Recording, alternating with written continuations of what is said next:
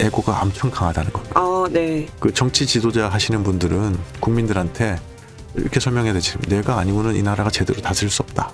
제 나라 그 국민들은 나만 믿어라. 뭐 이렇게 얘기해야 되지 않습니까? 근데 그런 게 솔직히 뭐 제정신 바뀌고 그렇게 얘기할 수 있나요?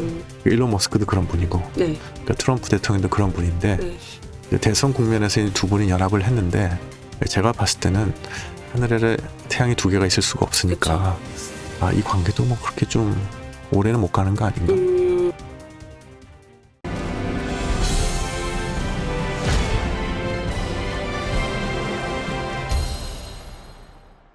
그 이기 내각 이제 구성을 좀 놓고 보면 거의 이제 뭐 충성파 그리고 예스맨들이 이제 주로 그 장관 자리를 좀 차지하고 있다 이런 평가가 있는데 여기서 이제 저희가 좀 눈여겨봐야 될 인물 누가 있을까요?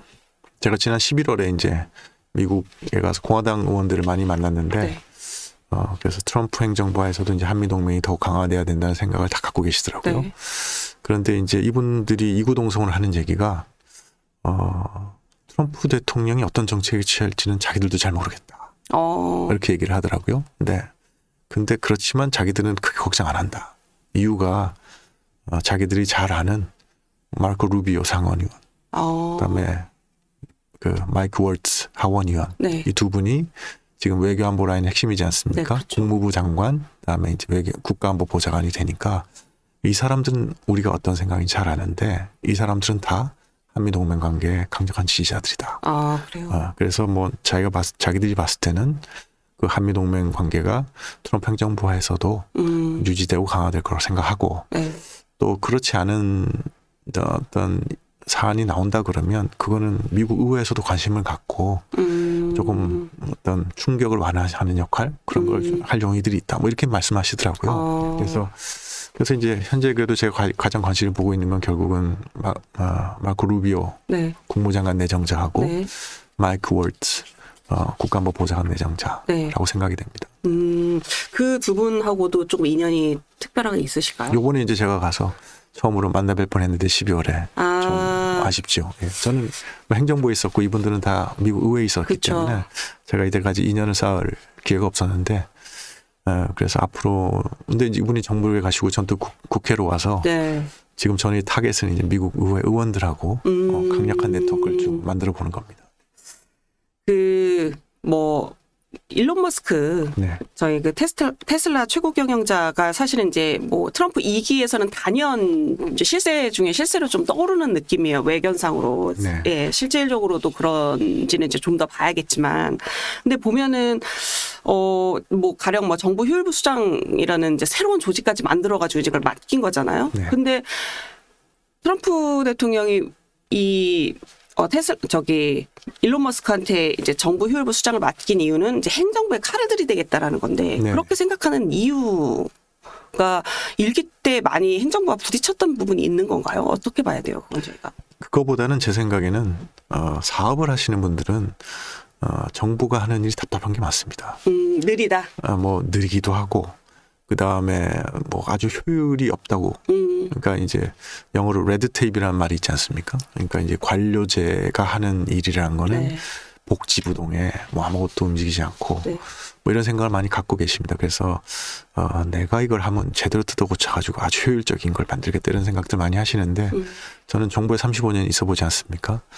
정부가 그렇게 하는 건 다 이유가 있고 그다음에 정부가 하는 방식이 있는 건데 그걸 어떤 기업적으로 뜯어고친다는 게 좀 네. 맞지 않는 측면이 많습니다. 가령 예를 들면 네. 그 기업에서는 돈을 못 버는 조직은 없애지 않습니까? 그렇죠. 그다음에 이제 그런 재편도 하고 정부로서는 그럴 수 없는 게 많습니다. 정부는 어차피 모든 국민에게 필요한 기본 서비스를 제공해야 되기 때문에 네. 뭐 가령 예를 들어서 뭐 교육이 잘 효율이 안 난다. 그러면 그럼 교육은 그만두자. 안 되지 않습니까? 그렇죠. 국방 영 형편없는데 국방은 포기하고 딴 비즈니스 가자. 안 되지 않습니까? 정부는 어차피 모든 걸 다 해야 되는 것이고 그쵸. 그래서 그런 어떤 그 비즈니스와 그다음에 정부의 하는 일과에는 차이가 있을 수밖에 없는데 근데 미국에서는 항상 이제 비즈니스 분야가 이제 강했기 때문에 이제 이 기업체의 그런 효율적인 비즈니스를 정부에 도입하고 싶어 하는 영향이 많았습니다. 그래서 그렇지만 이제 좀 그게 좀 구별이 될 수밖에 없는 게 현실이고, 그래서 이제 일론 머스크, 이제 사실은 트럼프 대통령도 그 기업가 출신이시기 때문에 그런 불만이 많으신 거죠.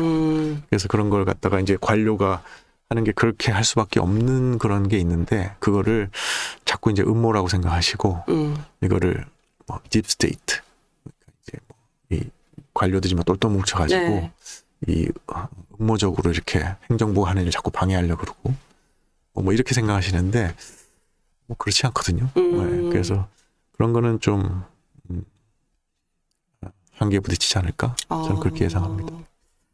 조금 뭐 우리나라 정부도 그렇고 보면은 보통 말씀하신 대로 이 관료들이 좀 많이 움직이지 않는다. 그래서 좀 고쳐야 된다라는 얘기들을 매 정권이 들어설 때마다 그 얘기는 조금씩 나오는 것 같아요. 근데 이제 보면 말씀하신 대로 의원님도 이제 35년을 계셨던 것처럼 자체에서 이제 오랫동안 쌓아온 나름의 전문성들이 있어서 또 그분들의 힘을 빌리지 않고는 국가 운영을 하기가 굉장히 어려운 시스템이거든요. 네.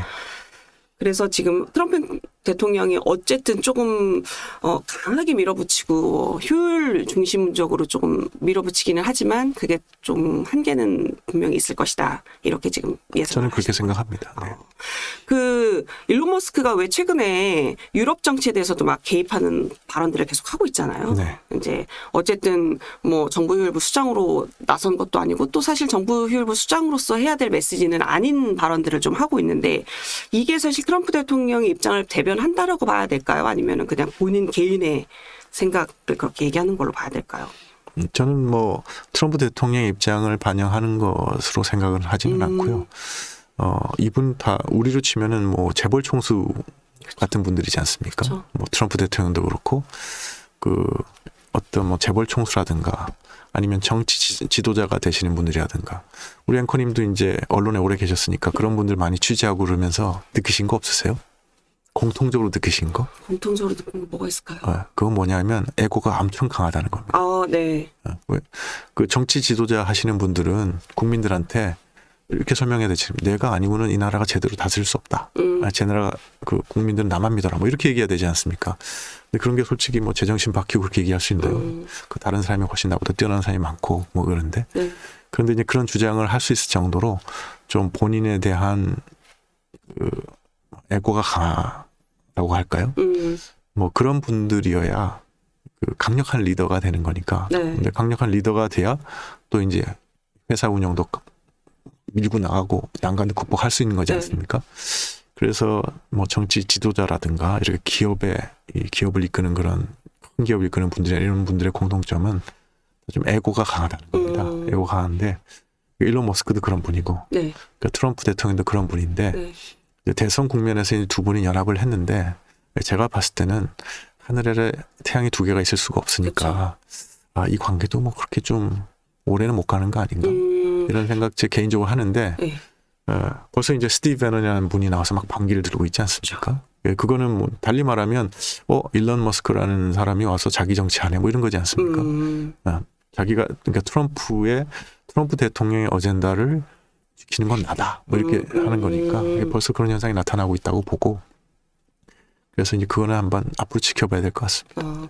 아니 제가 인상 깊었던 장면 중에 하나가 트럼프 대통령 일가가 대통령 당선된 이후에 가족 사진을 찍었었잖아요. 그때 이제 일론 머스크도 이제 같이 찍은 사진이 좀 화제가 됐었는데, 네.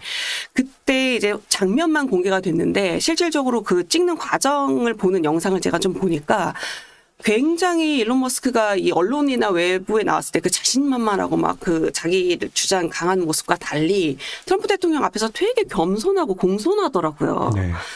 그래서 그게 되게 의외의 장면이 좀 있어서 사실은 좀 트럼프 대통령의 입장을 대변하는 것일까요? 아니면 본인의 생각일까라고 여쭤봤는데, 말씀하신 대로 뭐 트럼프 대통령도 그렇고 일론 머스크도 그렇고 에고가 그렇게 강하다 보면 뭐 의원님들 말씀을 주셨는데 결국은 부딪힐 거고, 그럼 이 관계가 1년을 못 갈 수도 있다고 보세요? 어느 정도 이 관계가 유지될 걸로 보세요? 뭐 그렇게까지 제가 뭐 점쟁이도 아니고 네. 예측을 할 수는 없지만 네. 분명한 거는 이 두 분이 배경상 네. 배경상 이게 오래 가기가 좀 힘들지 않을까 이런 생각은 하고 있습니다. 저 본인들의 이익은 맞아서 이제 대선에서는 굉장히 똘똘 뭉쳐서 그렇죠. 지금이야 이제 트럼프 대통령이 일론 머스크가 얼마나 고맙겠습니까? 네. 왜냐하면 사람들이 다 뭐 해리스가 더 유리하다 뭐 이런 거에 그냥 그 혈혈단신 뛰어들어가지고 엄청난 돈도 기부하고 그쵸, 선거도 선거금에 같이 도움도 하고. 많이 됐어요. 그래서. 예. 그래서 이제 내가 대통령이 되는데 가장 큰 공신이다. 이렇게 돼서 이제 지금 관계가 유지되는 거지만 이게 계속되기는 좀 힘든 구조 같다. 이런 생각이 듭니다.